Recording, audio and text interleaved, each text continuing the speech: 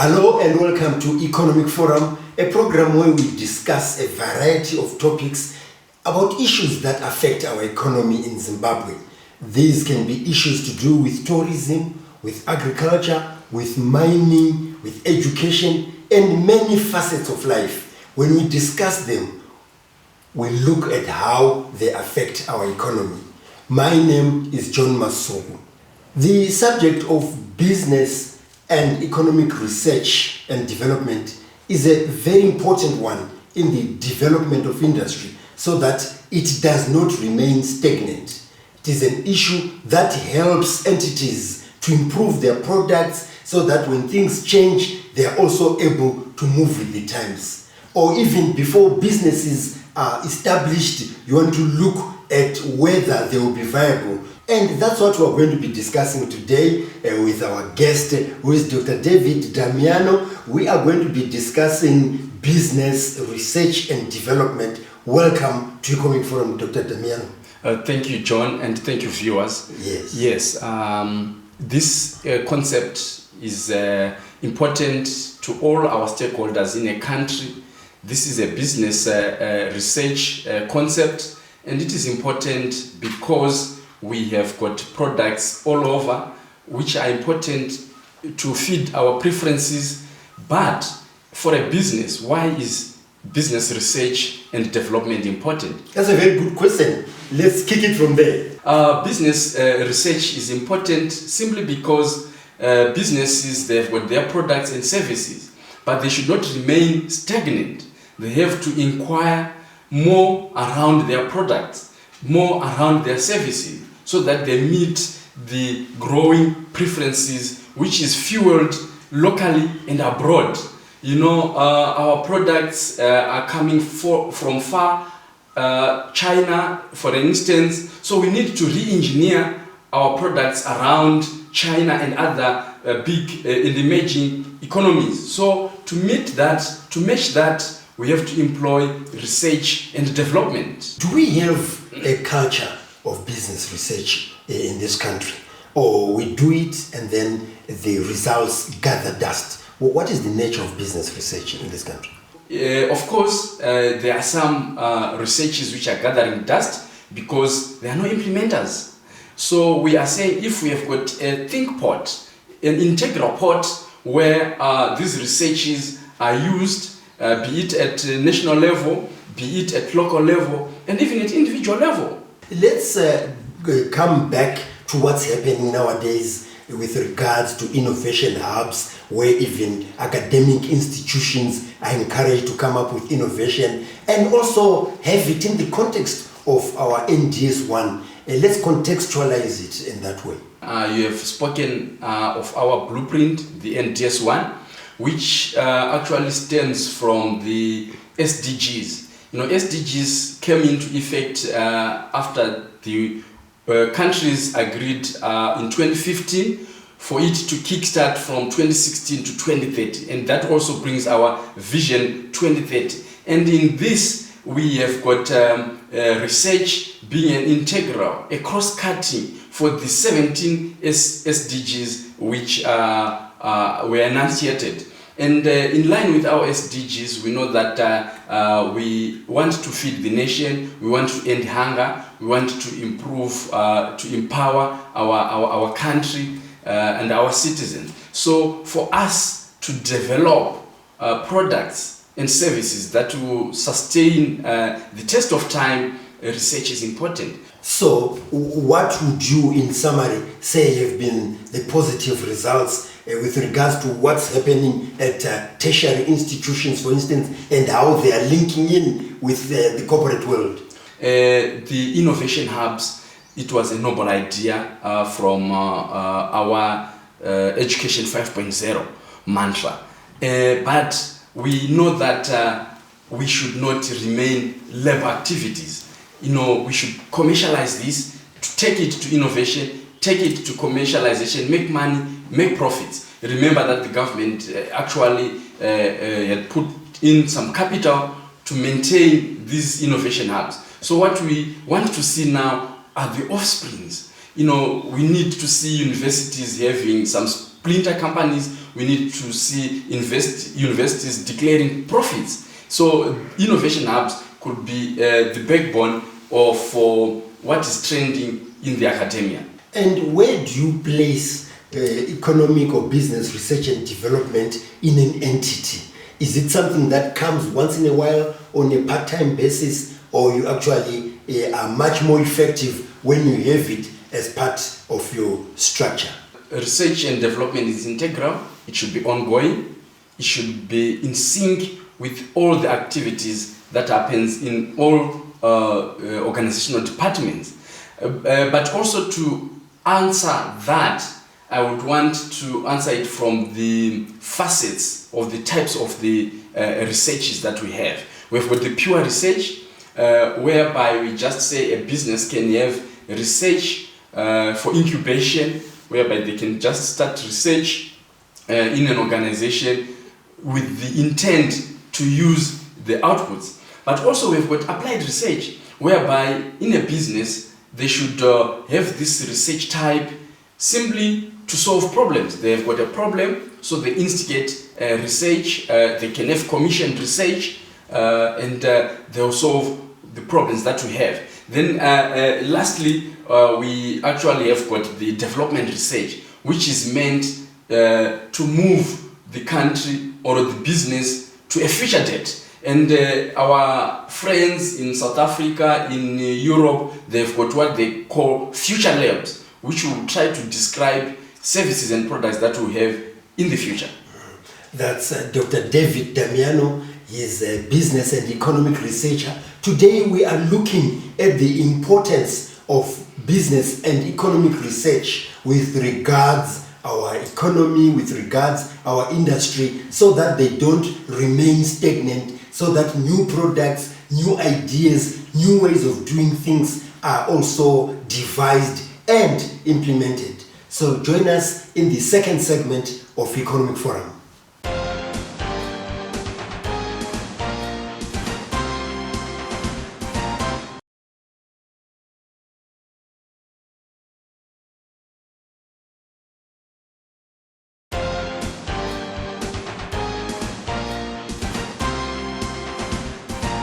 We are in the second segment of Economic Forum, where we are discussing business research and development with our guest here, Dr. David Damiyano, who has been telling us about the importance of research and development in terms of growing our organizations so that they don't remain stagnant as it were. Now, Dr. Damiyano, at policy level, how is the interplay? At policy level, we have got so many stakeholders that are involved, and when a research is done, it might not only help the business that is doing the research, it has got some interplay with other stakeholders. And these stakeholders now, we have got, for instance, our internal stakeholders, our customers, our employees, and we also have got our external stakeholders who are affected by policies which can come out of a business research, who can be the government, the local community, and our consumers. When you talk about policy, let's start at government level. What is the current policy encouraging, research and development?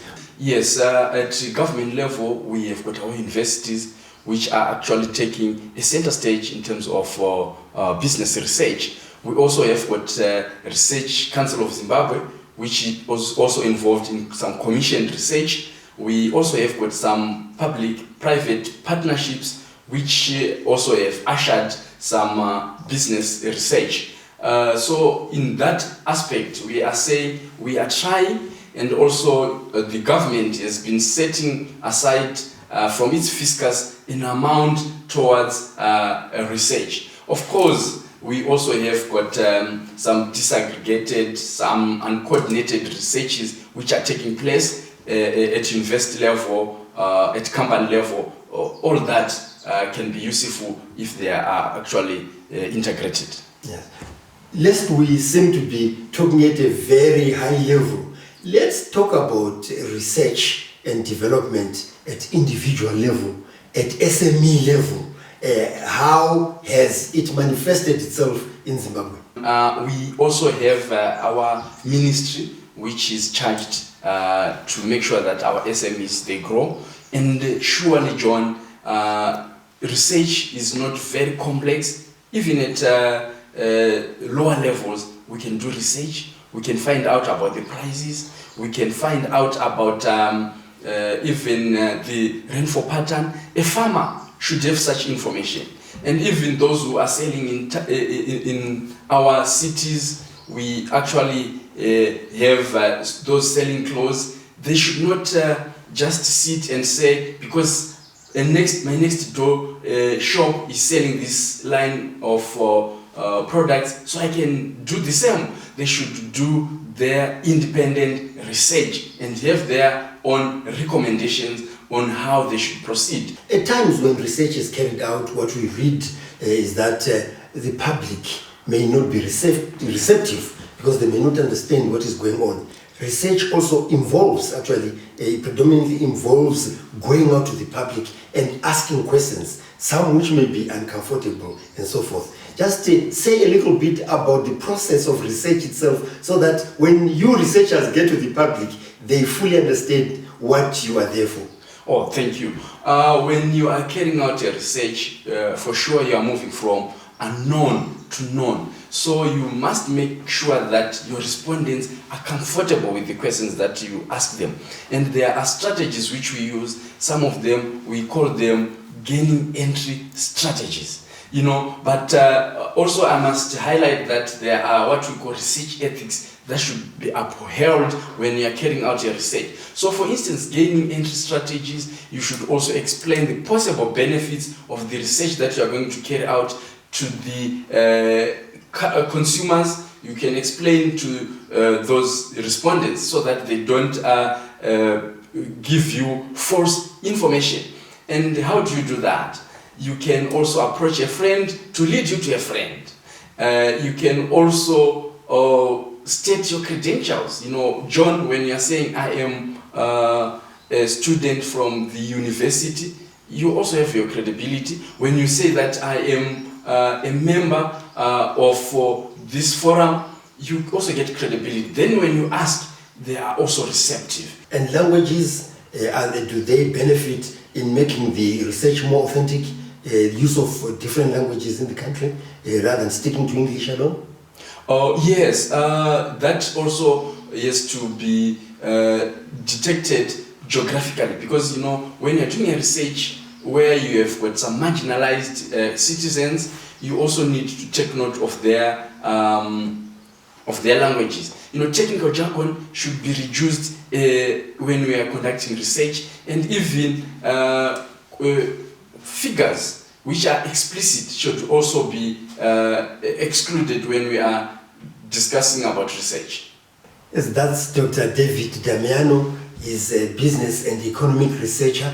Today we are talking about the importance of business and economic research in business. And as Dr. Damiyano has said, this covers situations at individual, SME, as well as corporate and government levels. You have to know what business you are operating in and how you can improve your products and services. So join us in the third and final segment of Economic Forum.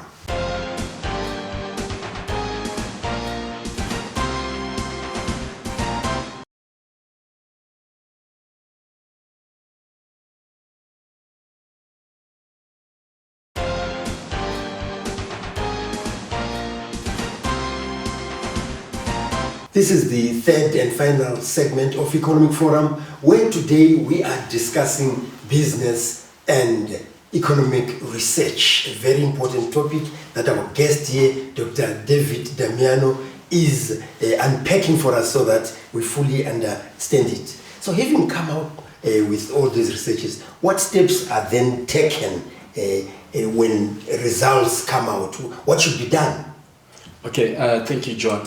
Results of research, we have make sure that they are valid and reliable. Once these valid results and reliable results are out, we've got the stakeholders who are affected by any business research or by any economic research, they should now have a process of sifting the results for implementation. And you see, they have to also do a problem recognition to say, we have had this problem and here are these results. So how can they solve our problem? Then also, we should have a proposal of solutions to say, yes, we have got these results, but which one do we propose to give us a solution? And also, we have to put the solution into effect. You know, we can have a good result, but if the solution is not put into good use, we have a challenge, even if the results were telling us this. Then also, lastly, we have to know that when the results are out, they need to be monitored so that they are consistent with how the research was carried out.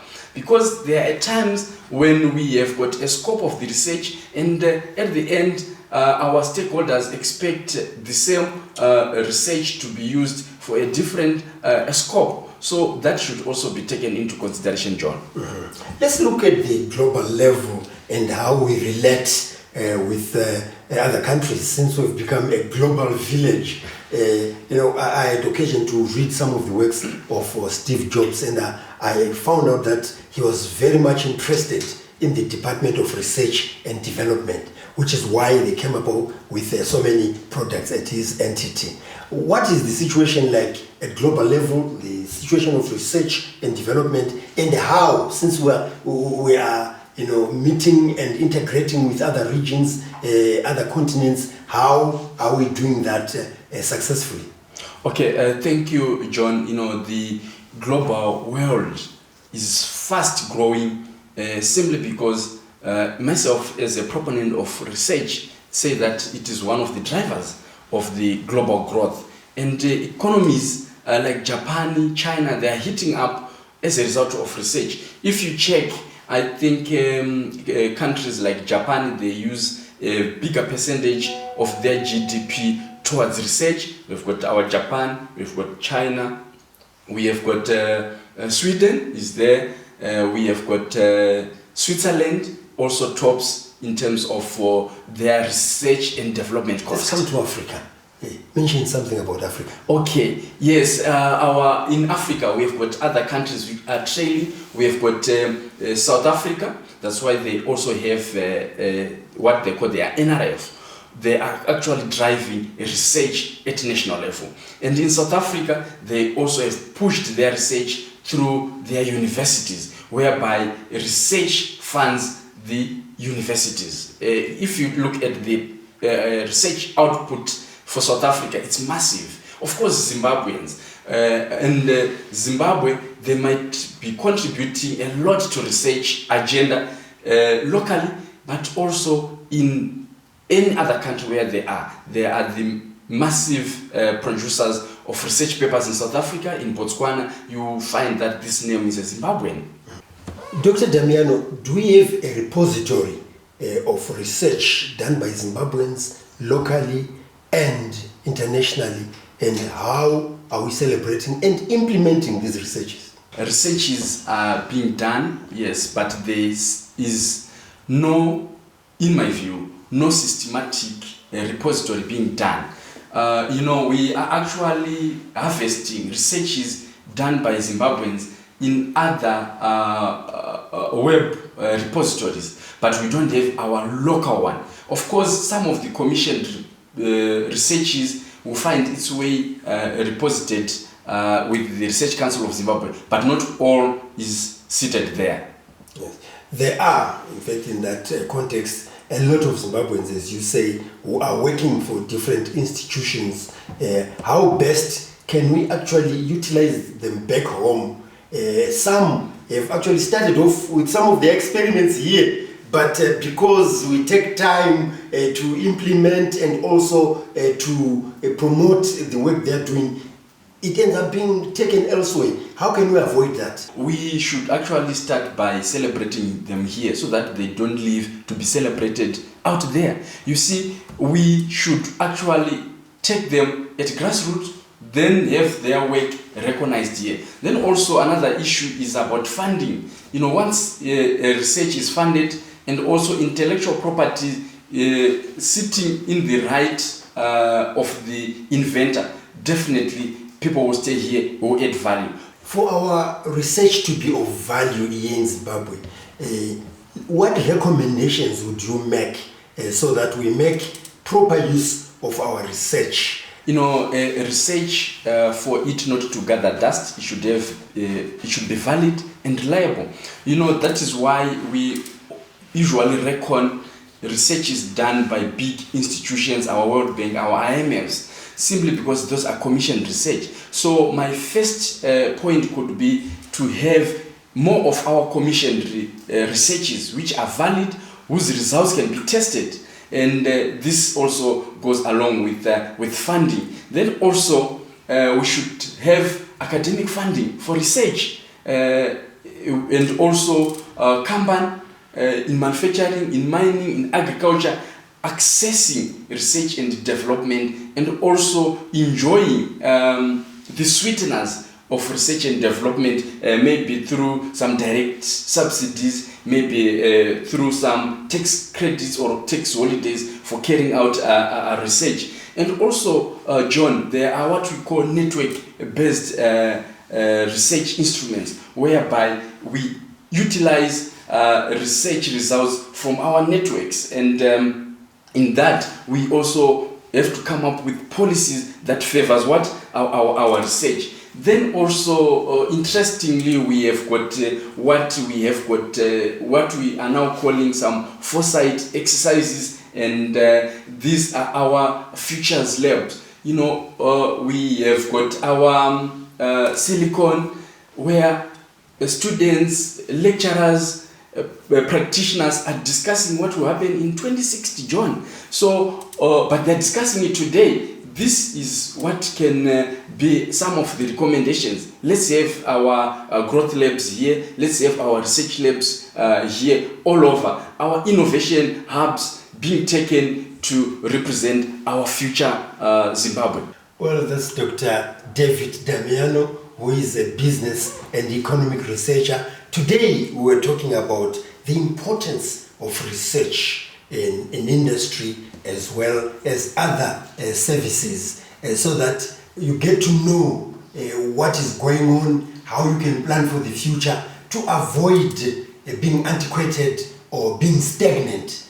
That is the purpose of the research. So if you would like to get in touch with us about this and other topics, you can do so on the numbers that are showing on your screen. If you'd like to engage with us, including our guests like Dr. Damiyano here, you can do so on the social media platforms that again are showing on the screen. If you have missed some of the episodes of Economic Forum, you can actually view them on our YouTube channel, which is Economic Forum Zimbabwe. So on behalf of our guest here, Dr. David Damiyano, who has been telling us about everything that has to do with business and economic research and its importance, and our technical crew, this is John Masugu wishing you happy viewing.